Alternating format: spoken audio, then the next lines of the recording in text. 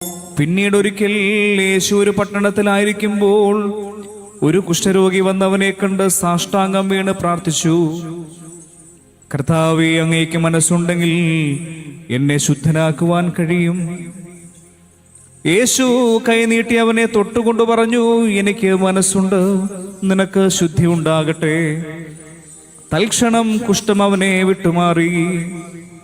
യേശു അവനോട് പറഞ്ഞു, ഇക്കാര്യം നീ ആരോടും പറയരുത്. പോയി നിന്നെ തന്നെ പുരോഹിതന് കാണിച്ചു കൊടുക്കുകയും മോശ കൽപ്പിച്ചതനുസരിച്ച് ജനങ്ങൾക്ക് സാക്ഷ്യത്തിനായി ശുദ്ധീകരണ കാഴ്ചകൾ സമർപ്പിക്കുകയും ചെയ്യുക.